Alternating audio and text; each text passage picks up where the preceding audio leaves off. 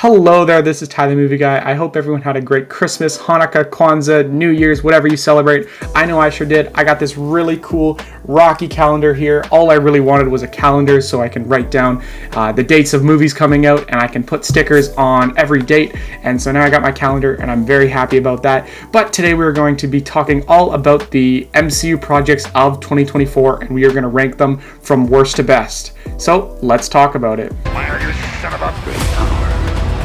Great responsibility. My brother and a You do this all day. I am Iron Man. Why so serious? So I am the comeback, the destroyer of worlds. And easily coming in last place, we have What If Season 3. And like I've said in past videos about What If, it's just so frustrating how we could get just so many great ideas. Like this show could really just go on forever. As long as we get like MCU content, we can get what if scenarios based off of like recent movies and all of that. But instead we just get absolute trash. Specifically in this season, we got like, what if Darcy and Howard the Duck had a baby? What if the Avengers were in mech suits? And what if Agatha and Kingo were in Hollywood? Like, it's just garbage.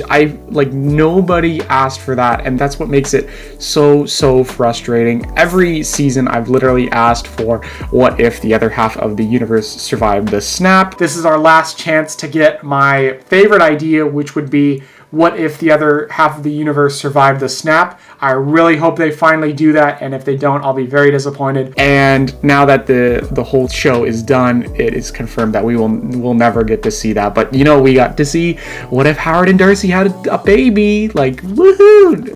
That idea is just the worst. Like, oh my god, this season was just so frustrating. And then of course, going into the finale of this season, we got Captain Carter back, of course, who everyone's favorite character, Captain Carter, coming back for like the millionth time. And then we got Kahori, the new character, coming back. And then Howard and Darcy's baby, or grown up, we got Birdie. And so, oh my god, this was just so frustrating. Like, instead of like really cool scenarios, we got like made up characters and Peggy Carter for the millionth time.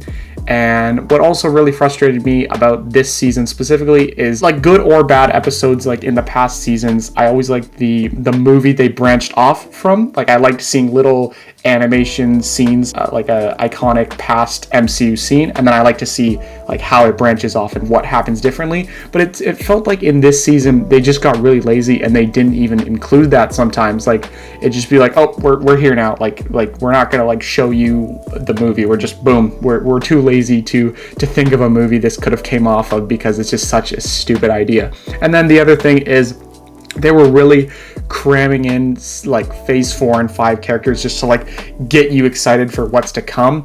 And it kind of sucks, just the fact that like you know, Captain America, Iron Man, and Black Widow, they're all dead. So I'd love to like see them again in this series, because you know we'll never get to see them because they're dead, or technically not, we might see them in the multiverse, but you know, I want to see the dead characters because you know they're the characters I grew up with, and then they're dead, so we're going to see them less, instead of like characters we're just going to see in like upcoming movies. So they really seem to be cramming these new characters down our throats, and it just felt really obvious and cheap. And I don't really care about, I want to see the older characters, and I want to see good scenarios. And I've been ranting on for too much now. I could literally do a whole video about how much this season sucked, but all in all, that is why this series comes in last place. Coming in fourth place, we have Agatha All Along. And I know lots of you really like this show, but this just wasn't my thing. If I were to like attribute this to like any kind of movie it felt like, I would say it kind of gave off like Hocus Pocus vibes. But considering I've actually never seen Hocus Pocus,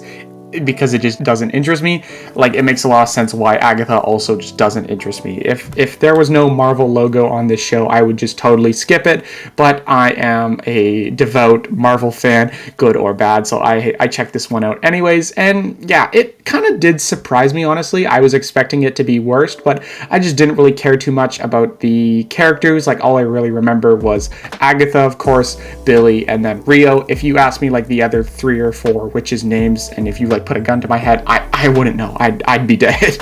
So I just do not care about any of like the other characters, and all I really care about is if like this eventually leads to us getting Wanda back, like you know, maybe Billy brings Tommy back and then they go find their mom or something. That's all I really care about.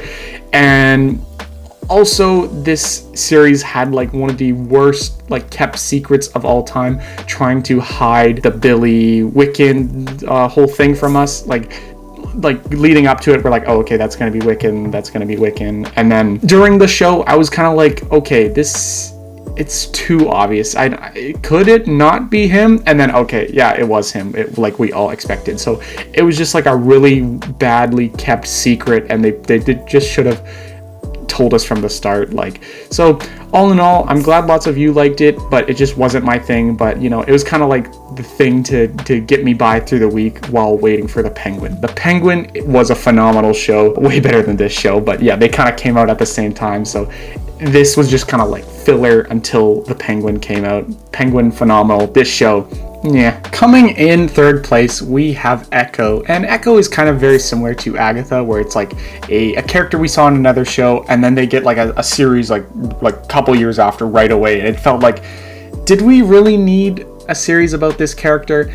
And for both of them, I'm kind of leaning towards no, but at least for Echo, it was just more my wavelength, more my vibe, you know, the action-y style, the character going to her childhood town, and then, you know, bad guys come along and then she's got to fight them and all of that. It's just more my wavelength than something like Agatha. So all in all, I don't think we really needed this as a series, but it just, yeah, the action-y vibes, the kind of the character going back to her hometown and doing that, it's more my style, and it fit the series mold way better. Like, this could never really be a movie. This fits as a series though, and yeah, so it was pretty decent, kind of just action-y show, and Kingpin was definitely the standout of this. He is just a phenomenal villain, and this just got me really excited for Daredevil Born Again coming out in a couple months. So I really hope they keep going with the whole Mayor of New York thing that they set up at the end of this series. I'm really excited for that, and also seeing Daredevil in this for like a little tiny bit and seeing her perspective fighting him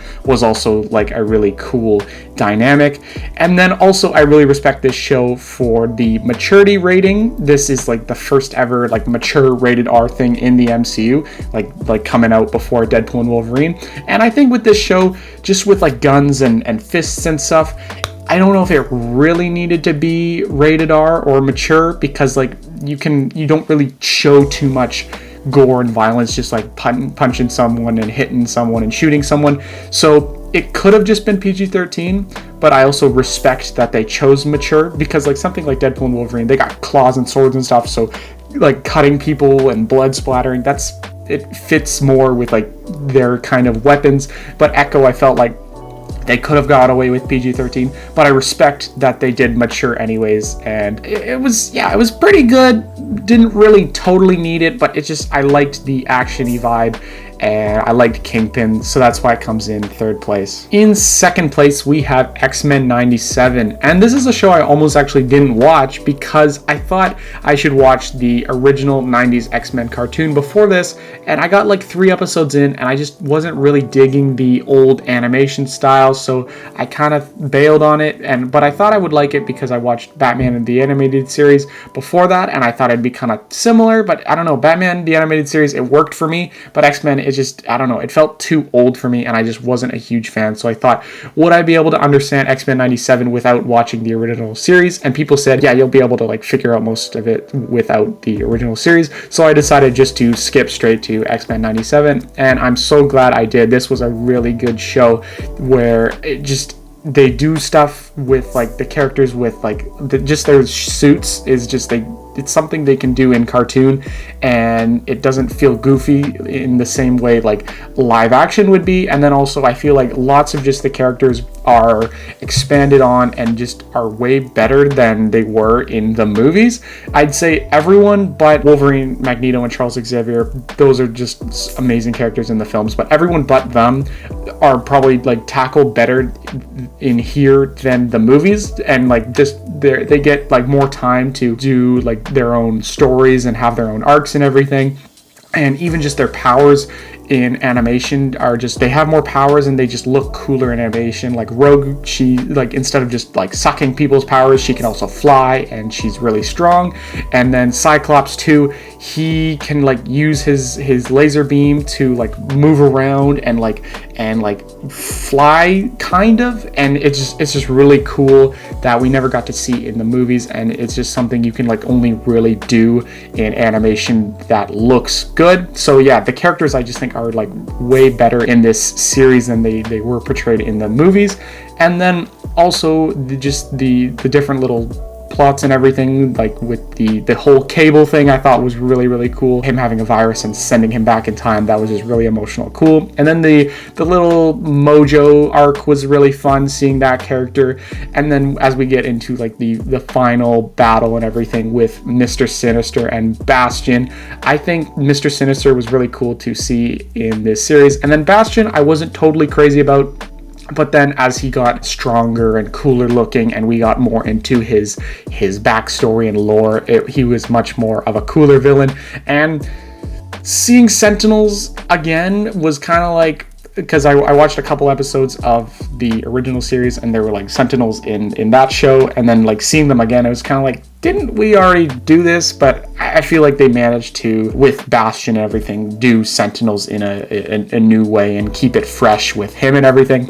And then also just, it's been a while since I've seen the original X-Men films, so I can't remember if it was portrayed as well it was in this series, but just seeing Magneto and Charles and their two values like going head to head, and how Charles is like, we can live together, and then Magneto was like, no, we can't, well, the humans want us dead, so we have to kill them first. Just seeing like the two views back to back, it just like both kind of make sense in their own right. And I know the films did that too, but it's been a while since I've seen them, so I don't know if they tackled it as well as they did in this series. It was just really fun to see their two view sets going head to head with each other.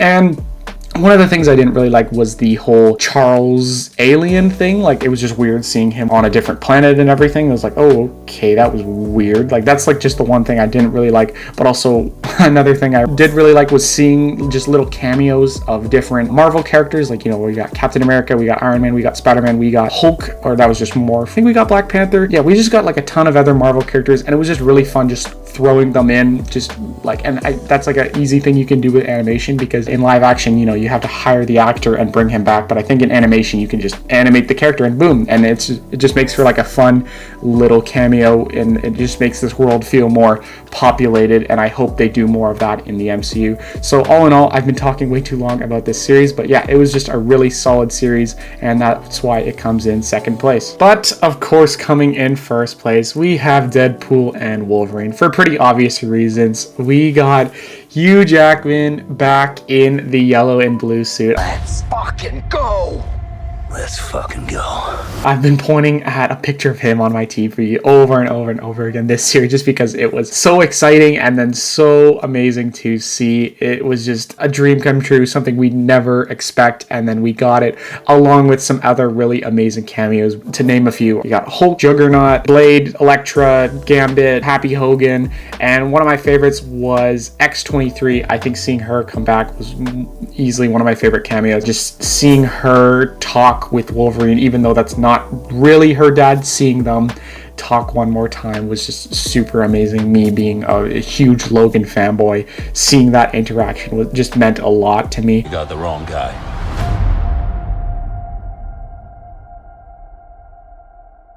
You were always the wrong guy. Till you weren't. And honestly, I kind of hoped that, you know, Wolverine died, because, you know, we got like a ton of Hugh Jackman Wolverine, so I'm kind of like okay with like never seeing him again. Like, this was a really special thing, but like after this, I don't know if we really need to see him again, but I would love to see more Laura X-23, so I thought it would be really cool if she became the Wolverine of the MCU. But, you know, they're both probably going to come back in Secret Wars or whatever, so, you know, I'm fine with that, but I just think if anything, Laura being the new Wolverine would have been really cool. Her alongside with the X-Men, that would have been really, really cool to see. And yeah, so just this movie, seeing all the characters come back, fighting together, working together, and also seeing this new Wolverine and his whole like depressing thing about how he failed his world, and his whole kind of redemption arc was all really, really cool.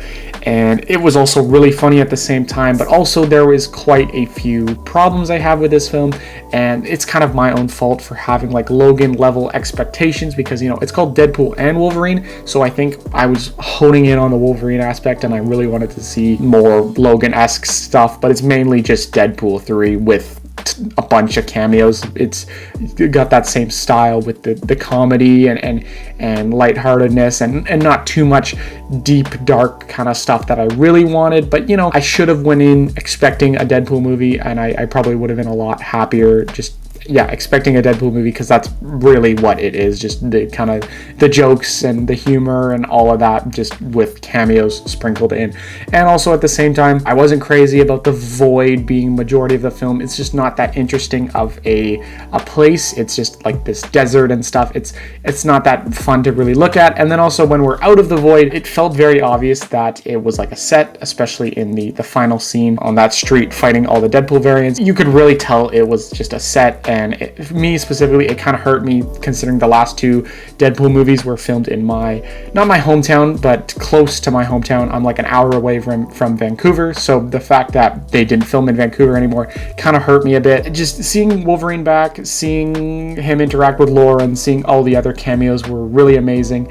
And it was just a really funny movie and everything, but also it had certain problems with me. Like, it just felt cheaper filming on set and all of that, and the goofiness undermined the emotional stuff I wanted to see more. So I did hype this movie up way too much, but it is still my favorite MCU project of 2024. And all in all, this was a weird year. I'm more of a movie guy, hence Ty the Movie Guy. So the fact that we only got one MCU movie was pretty disappointing to me. But this year is going to be a lot better, I think, because we got three movies this year. We got Fantastic Four, Captain America: Brave New World, and Thunderbolts. So that's really exciting. And then also on top of that, the one series that I'm really, really freaking hyped for is Daredevil Born Again. So I think this year 2025 is going to be amazing. Not to say 2024 was bad per se, it's just didn't have too much, so I have really high hopes for 2025. So stay tuned for me to talk about the MCU projects of 2025, and also stay tuned for me to rank my top 10 favorite movies of 2024 in like about a week. So that's about it, and farewell.